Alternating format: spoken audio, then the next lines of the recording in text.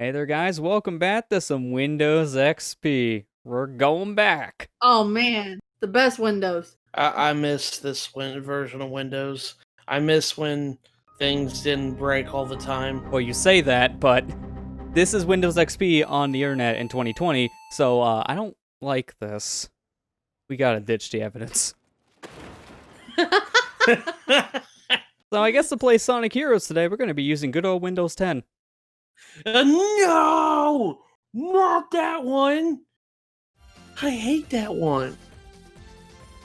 Hey, at least it's safe to use on the internet. That's true. Yeah. Well, I guess you could say we're finding the computer room. We're not even at that playthrough yet, so. Oh, that's a ways away. Oh man, what an intro. Somebody's already getting hurt. We have a job finally. Yeah, it's good, because these guys have been unemployed for years.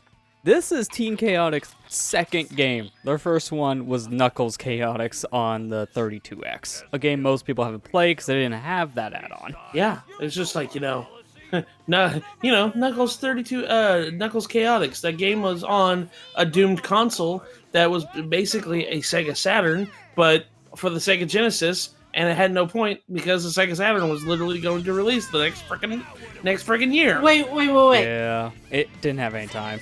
What happened to the loading screen? I blinked and there was no loading. Yeah, so I should mention, the PC version, depending on your hardware, can take forever to load, or it can load instantly.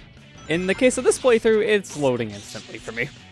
I mean, that's good. Although, out of all the teams that have that whiff, this is probably the worst one, because Team Chaotix levels, they're different compared to all the other teams. Their gameplay is mission-based, and those loading screens actually tell you what your mission is before you play the level. So, that's going to be a little bit difficult for me to read. It's a good thing I know these missions by heart.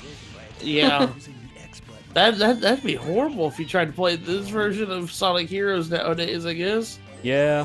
Although, if you probably put this on like a slower mechanical hard drive, maybe it takes a little bit longer to load, so maybe you can actually read the loading screen. Wait a second. Now, quick question here.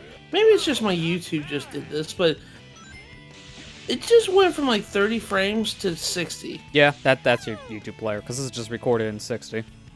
Okay, I was gonna say, is that the game? But no, the only version that ran in 30 was PS2. We don't talk about that version ever again.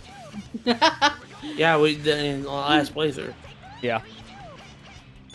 So you have to find. What do you have to find in this mission? So this mission, you're just finding 10 hermit crabs. Once you find 10 crabs, the mission just ends and the level's over. Oh man, this is gonna be a good dinner tonight. Hermit crab. And go see seafood. Anyone want crab legs? I like Team Chaotix's the Vector especially as power character, because he does the wrestling moves as his moves. Yeah, it's really cool. Not just that, but his glide, he just blows out bubblegum all the time, so he's just using giant bubbles to float around. Yeah. SBO is a But ninja. that's the best way to fly, didn't you know? The only way we're allowed to fly. It's flying in style. Where did you learn to fly? From Big the Cat. SBO is a ninja, and Charmy is just annoying. Yeah. I hate Charmy. He's my least favorite Sonic character. I don't like Charmy at all. He's annoying. A lot of people don't, and it's understandable. He's kind of meant to be that annoying little kid in the group, so they got the character right, that's for sure. Yeah. They definitely got that trope down pat. Now, what do you have to do for this mission? So, this mission, all you're doing is just finding the Chao at the end of the stage. So this one is basically just play until you get to the goal ring style. But I should mention, every team does have a extra mission for each level. And Team Chaotix, their missions change based on the level you're playing. So for this one, you would actually be playing this without getting detected by a single enemy. If any enemies in the stage find you, you restart from your last checkpoint. So, in order to do this mission on the extra mode, you would use SBO's special ability, because using his tornado move, he actually becomes invisible, making it so enemies can't detect him. So pretty much this whole stage, you're just playing with Espio by himself, because when he goes invisible, your teammates stay behind too. Once you swap to another teammate, they do follow back though, so it's not like you have to double back to your teammates if you use Espio's invisibility move. Okay. Yeah, I'm gonna be honest with you. Unless you're playing extra mode, it's completely pointless to get this freaking ability. Yeah, but there is actually one mission that is useful, which is Frog Forest. We'll be seeing that one later. Oh man, I didn't know we were playing Rock Band with Sonic. Yeah, not the best singing, that's for sure. Vector, no! Well, so much for rescuing the Chao. You just murdered him, Vector. What's wrong with you? That Chao never saw coming. He Quite literally. never saw coming. Quite literally. He just got pile drived into the ground. He became a Chao sandwich. I heard about Chao abuse, but this is ridiculous. And I love how what's his name, Vector? Vector, yeah. He's just sitting there going confused, like, what happened? What did I do? He's contemplating now. He's like, I just committed murder. Especially not only that, but murder on a child. I murdered a child. He was only 1 year old. He's not even a chaos shower, so he won't even reincarnate. Oh, I'm the doctor. I work in a shop now, here to help. Look, they gave me a badge with my name on in case I forget who I am. Very thoughtful, as that does happen. What the fuck is wrong with you? Yeah, I agree. Hey, he told us he's gonna show us who he really is. I guess he's Dorklerk? So that's been his secret identity. Yeah, the secret Eggman is the... Oh my god. Is Eggman secretly a Time Lord? I mean, that's the whole plot of Generation, so you're not wrong. I mean, Sonic 06 kind of proved it too. Yeah. Well, actually, Eggman never went back into the future. No, he never really time traveled, but he did for Generations. So he's not a Time Lord.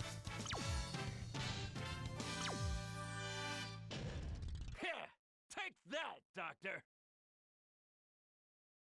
Man, you just mopped up Seaside Hill and Ocean Palace really quick. Yeah, I mean, those missions are pretty fast. What was that?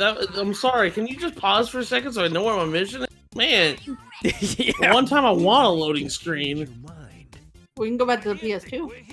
No, Yeah, really. Then you could be reading that mission for days. no. You'll definitely know what the mission is. Yeah, so I recorded like a bonus part for my my Let's Play of this game years ago with the PC version, and I had much longer loading times in comparison. I think that was because I played this off a mechanical hard drive. I think for this playthrough, I installed this on my computer's OS drive, which is a solid state, and those things are known for instant loading. What is a... You said that there were some quirks that the PC version has. What are they? Yeah, so we'll see them soon enough. You're already hearing one. For starters, for some reason, some sound effects in the PC version almost don't exist. They're super quiet for some reason. But this version also seems to be running on like an older physics engine or something, because there are certain things about this game that just doesn't play the same compared to consoles. Mainly the speed cap. It just doesn't exist. So we got a loop coming up, and you'll see just how bad it gets. Due to the fact that there's a speed cap on the console versions, you can go a set speed through loops, and it's perfectly safe.